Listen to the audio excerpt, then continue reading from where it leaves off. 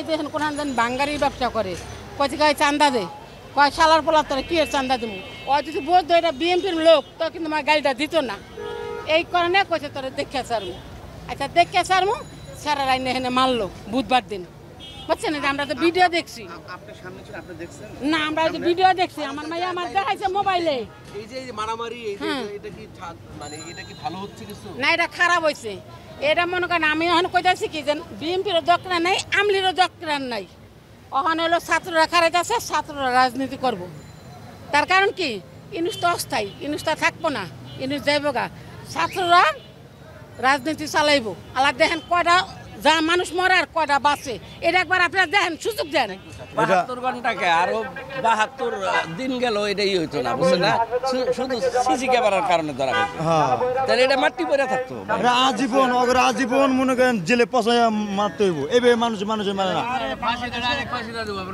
এটার উপযুক্ত শাস্তি চাই আমরা বুঝছেন মর্মান্তিক ঘটনা এটা চলে না কেমনে বলুন কেমনে আমি বললাম আপনি আমার মেরে ফেলাইবেন আগে আসবো না তো সবাই তো বিতু সবাই এই কিছু লোকের লাগে মনে করেন দেশটারে ওরা জগৎ আমার ইয়া সৃষ্টি করতেছে ডক্টর ইউনূস ভালোভাবে আমার দেশটা চালাবার চেষ্টা করতেছে এই যে কিছু মানে ইয়া লোক আছে সামসারি এরা মনে করেন বেশি ইয়া দেওয়া যাচ্ছে এর লেগে এই দেশটা আমি মনে করেন যে কত বদন যাইতেছে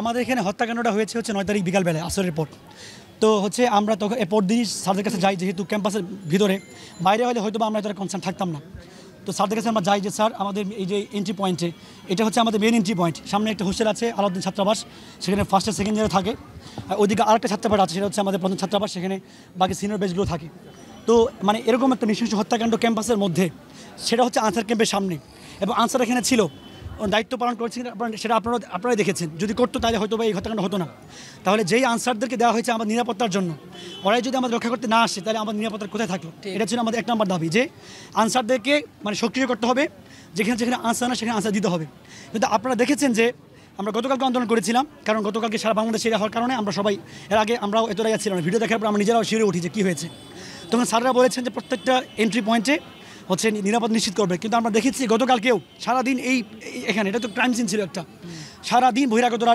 দিয়েছে তো এটা তো হাসপাতাল একটা সিকিউর প্লেস সেখানে যদি এভাবে বহিরাগত 24 ঘন্টা চলতেই থাকে এবং আমরা এটাও জানবেন যে ওই দিন রাত্রেবেলাও এই ঘটনা ঘটার পরেও বহিরাগতরা এসে ক্যাম্পাসে এসে গিটার দিয়ে গান টান গিয়েছে অনেকে এখানে মাদক সেবন করে সবাই দেখেছি আমরা চাই আমাদের ক্যাম্পাসটা যেন সিকিউর থাকুক আমাদের কোনো এছাড়া জাস্ট আমরা একটা সিকিউর ক্যাম্পাস চাই আমাদের কোনো দলীয় আমাদের কোনো কনসার্ন নেই কোনো দলীয় আজকেরও আমরা এখানে আসি নাই আমরা নিরাপদ একটা ক্যাম্পাস চাই সারা বাংলাদেশে অনেক কিছু হয় আমরা সেখানে এগুলো নিয়ে কথাবার্তা বলি না যখন দেখি যে আমাদের ক্যাম্পাসের মধ্যে আনসারদের থাকা অবস্থাতেই যদি এরকম হয় আর আপনারা জেনে থাকবেন যে এটা আসলে একদিনের ব্যাপার না মাঝে মাঝে এরকম হয় রোগী আত্মীয়স্বজনরা এসে হাসপাতাল ভাঙচুর করে ডাক্তারদের উপর চড়াও হয় তখন আনসাররা দাঁড়িয়ে থাকে নির্বিকার হয়ে তখন আমরাই ছাত্ররা এসে প্রোটেক্ট করি মানে এই প্রোটেক্ট করার দায়িত্ব তো আমাদের ছিল না We want safety! We want safety!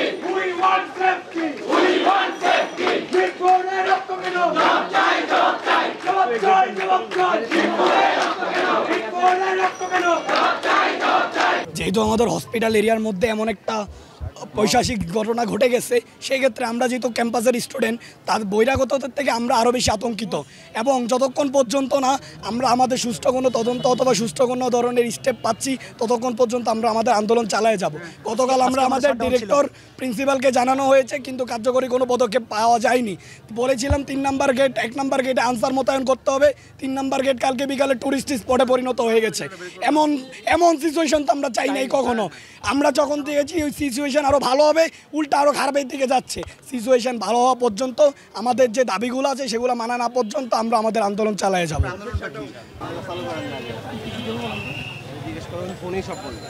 তাহলে জিজ্ঞেস করো মামলাটা আপডেট করবে লাস্ট কাকে গ্রেফতার করলে তাদের ইনভলভমেন্ট কি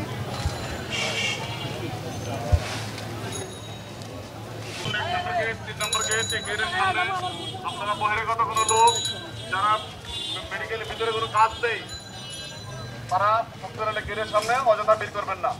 এই গেটের সামনে সবসময় ক্লিয়ার থাকবেন। আপনি 10 জনের সাথে একলা পারবেন? 10-এর লাঠি একের বোঝা। আর ভাই 10-এর লাঠি একের বোঝা। তারা 10 জন, আমরা একক না। আমি তো একক ব্যক্তি, এখানে আমি একক না, সে একক, সেই একক ব্যক্তি। এখানে আমরা কিন্তু কেউ কাকে চিনি না, পাশাপাশি কাজ কাম করে তো একা আমি 10 জনের সাথে পারবো না। না, ওই যে কথা আছে 10-এর লাঠি একের বোঝা। আমরা 10 জন থাকতাম, আমার পরিচিত, আমার বন্ধু বান্ধব বা আমার ভার্সিটি ফ্রেন্ড, তাহলে আমরা প্রতিবাদ করতে পারতাম। তারা 5-7 জন ছিল, কিন্তু তারা না না আমরা চিনতাম না, আমরা তাদের চিনতাম না। কিন্তু হইলো বিষয়টা আমরা তাদের চিনতাম না, কিন্তু তারা লোক বলছিল বেশি। আরও তারা সাইডে কিছু লোক ছিল, তারা দলীয়ভাবে আসছিল, মানে সুসংগঠিতভাবে আসছিল, যার কারণে আমরা মানুষ ওই সাহসটা পায় না। বুঝতে পারছেন যে এখানে আনসার কেমন ছিল, তারাও সাহস পায় না। কিন্তু আনসাররা কেন ভয় থাকবে? তাদের কাজটা কি? তাদের কাজটা কি? তাদের কাজ হলো জনগণ নিরাপত্তা দেওয়া, এখানেই করা। তাদের কাছে অস্ত্র ছিল, তাদের লাইসেন্স ছিল, অস্ত্র ছিল, আমাদের কাছে তাও নাই। কিন্তু আমরা কীভাবে প্রতিবাদ করবো? আমি একলা মানুষ প্রতিবাদ করতে চাই, আমাকে যে আক্রমণের শিকার হবো না, তার কোনো গ্যারান্টি দিতে পারবেন? বিষয়টা কি, এটা আতঙ্ক সৃষ্টি করার জন্যই করছে। আর এখানে একটা মেসেজ দিয়ে গেছে যারা সন্ত্রাস, এরা সন্ত্রাস একটা মেসেজ দিয়ে গেছে। এখানে মারছে, গভর্নমেন্টের প্রকাশ্যে নিয়ে যা বিজয় মিছিল করছে। এরা আতঙ্কে গেছে, যারা চাঁদা দিবে না তাদের পরিবর্তন অবস্থা তাদের এরকম হবে। চাঁদা না দিয়ে যেই দিবে না তাদের অবস্থা এরকম হবে। সোহাগের পাশের দোকানে যান, শখকে চেনে না। আরে ভাই, প্রতিবেশী একসাথে দোকানদারি করছে, চেনে না। আগের থেকে বেশি ভয় লাগে। যেমন শুধু হাতটা বদল হয়েছে, আমরা তো ব্যবসা করি বাদামতলিতে। যেমন আগে আমরা শুনি যে বিএমপির আমলে চাঁদাবাজি করতো, কিন্তু আওয়ামী লীগ এটা করে না। কিন্তু এখন আমাকে ভয় যে যেমন বাদামতলি আমার আড়ত আছে, কোনো রকম সরকার পরিবর্তন হলেই তারা লক্ষ লক্ষ টাকা চাঁদা দেবে। এর আগে ফুটপাতে ব্যবসা করছি, আগে যদি 100 টাকা নিত, এখন 200 টাকা দিতে বাধ্য। তারা হয়তো প্রকাশ্যে নেয় না, কিন্তু দিতে বাধ্য। না দিলে উঠাই দিব, হুমকি দেয়, ব্যবসা করতে পারবা না, রাস্তায় থাকতে পারবা না, উঠে নিয়ে যাবো, মালামাল ফালাই দেয়। কিন্তু আর আগের চেয়ে ভয়ঙ্কর হয়েছে, শুধু হাতটা বদল হয়েছে, কিন্তু কোনো পথ পরিবর্তন হয় নাই। আর এটা আপনি কি বলবেন? যদি প্রশাসনের কথা বলি, এই যে বিষয়টা নিয়ে কেস হয়েছে, মেন যে 3 জন আসামিকে তার ভাগ্নি কেসে আসামি দিছে পুলিশ, সেই মেন 3 জন আসামিকে বাদ দিয়ে দিছে, আমরা ভিডিওতে দেখলাম। তো এই মেন 3 জন আসামি বাদ দিয়েছে, কিন্তু পরবর্তী তার ভাগ্নি আবার রিপোর্টটা পড়ছে, আমি আসামি দিলাম যে কয়জন, এর মধ্যে মেন 3 জনের নাই, ঠিক আছে, কিন্তু পরবর্তীতে আবার দেওয়া হয়েছে। সেক্ষেত্রে পুলিশ এই সব কারসাজি তারা জানে। গত 9 জুলাই রাজধানীর স্যার সলিমুল্লাহ মেডিকেল কলেজ ও হাসপাতালে 3 নম্বর গেটের সামনে লালচাঁদ ওরফে সোহাগ নামে যে একজন ব্যবসায়ীকে নৃশংসভাবে হত্যার ঘটনায় ইতিমধ্যে পুলিশ তদন্ত আরম্ভ করেছে এবং গতকাল পর্যন্ত 5 জন এই ঘটনায় গ্রেফতার ছিল। আজকে ভোরে রাজধানী ঢাকা এবং নেত্রকোনা জেলায় অভিযান পরিচালনা করে ডিবি আরও 2 জনকে আটক করেছে। এই নিয়ে এই ঘটনায় এই পর্যন্ত 7 জনকে গ্রেফতার করা হলো। আমরা ঘটনাটি খুব গুরুত্ব দিয়ে তদন্ত করছি এবং ঘটনার সাথে জড়িত যে বা যারাই থাকুক না কেন তাদেরকে আইনের আওতায় নিয়ে আসার জন্য কাজ করছি। আশা করি খুব অল্প সময়ের ভিতরে ঘটনার প্রকৃত রহস্য উদ্ঘাটন সহ ঘটনার সাথে জড়িত অন্যান্য যারা রয়েছেন তাদেরকে আমরা আইনের আওতায় নিয়ে আসতে সক্ষম হব।